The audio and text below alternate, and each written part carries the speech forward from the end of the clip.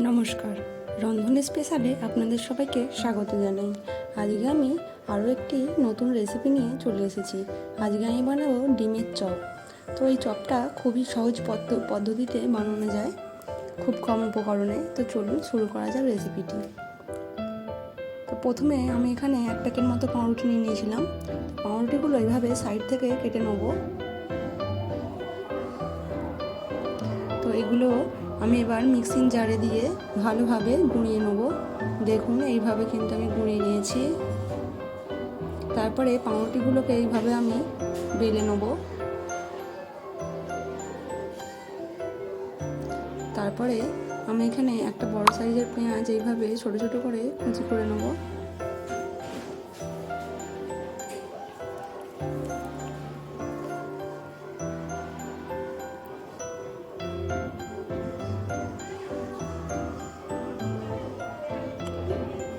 তারপর আমি এখানে 2টো ডিম সেদ্ধ করে নিয়েছিলাম। তো ডিমগুলোকে এইভাবে ছোট ছোট করে আমি কিমা করে নেব।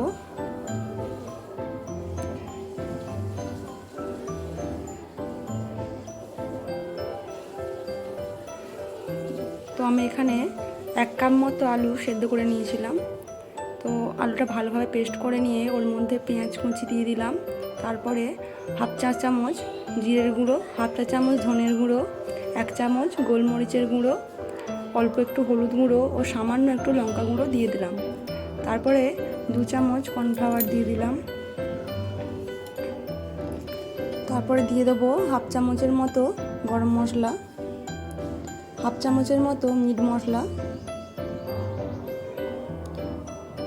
ও 1/2 চামচের মতো চাউ মশলা। এদিকে ডিমটাও কিন্তু কোচানো হয়ে গিয়েছে। তারপর আমি ডিমগুলো এর মধ্যে দিয়ে দেবো, দিয়ে ভালোভাবে মাখিয়ে নেব।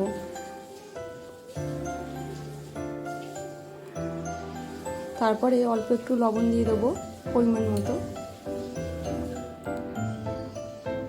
আমি হাত দিয়ে ভালোভাবে মাখিয়ে নিচ্ছি, আপনারা চাইলে চামচ দিয়েও মাখিয়ে নিতে পারেন। তারপরে শেষে কয়েকটা কাঁচা লঙ্কাও আমি দিয়ে দিলাম। তারপরে এদিকে আমি 3 চামচ মতো কর্নফ্লাওয়ার নিয়েছি। কর্নফ্লাওয়ারের মধ্যে অল্প পরিমাণে লবণ ও 1/2 চামচ গোলমরিচ গুঁড়ো দিয়ে জল দিয়ে একটা পাতলা ব্যাটার বানিয়ে নেব।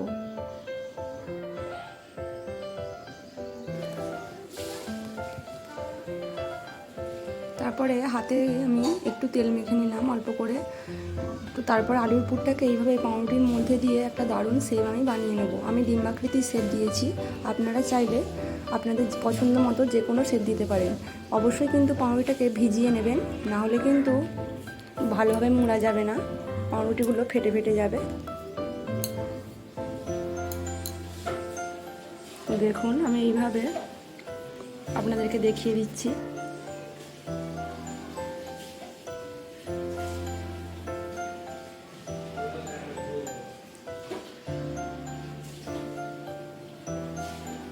তো এইভাবে আমি চপগুলো বানিয়ে নিলাম।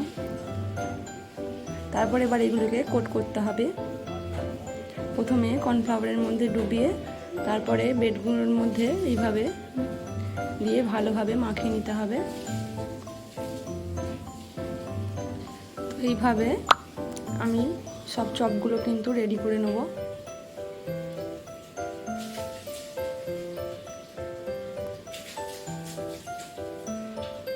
দেখুন একদম কিন্তু ডিমের মতো দেখতে লাগছে। তারপর কড়াইয়ে সাদা তেল দিয়ে দেবো। তেল খুব গরম হয়ে গেলে ভালোভাবে একে একে আমি চপগুলো তেলের মধ্যে দিয়ে দেবো। এটা কিন্তু মিডিয়াম আঁচে ভাজতে হবে, না হলে কিন্তু ভেতর থেকে ভাজা হবে না।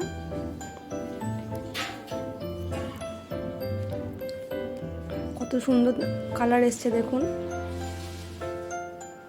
তো এইভাবে উল্টে পাল্টে আমি ভেজে নেব। তো এইভাবেই খুব সহজেই কিন্তু বাড়িতে ডিমের চপ বানিয়ে ফেলতে পারবেন, খুব সহজ পদ্ধতিতে এবং খুব কম উপকরণে। দেখতেও কিন্তু খুব সুন্দর লাগছে। আর যারা যারা আমার চ্যানেলে নতুন, প্লিজ চ্যানেলটাকে সাবস্ক্রাইব করে নেবেন। তো ডিমের চপগুলো আমার কিন্তু একদম রেডি হয়ে গিয়েছে। আমি কিন্তু এবার নামিয়ে নেব।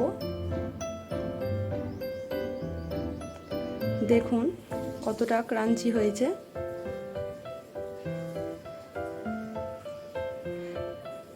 এই চপটা কিন্তু সন্ধ্যাবেলা চায়ের সাথে একদম জমে যাবে।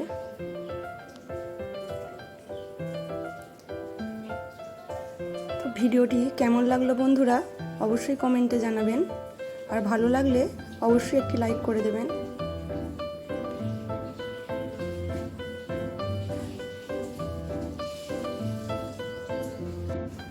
ভিডিওটি ভালো লাগলে অবশ্যই বাড়িতে একবার হলেও বানাবেন।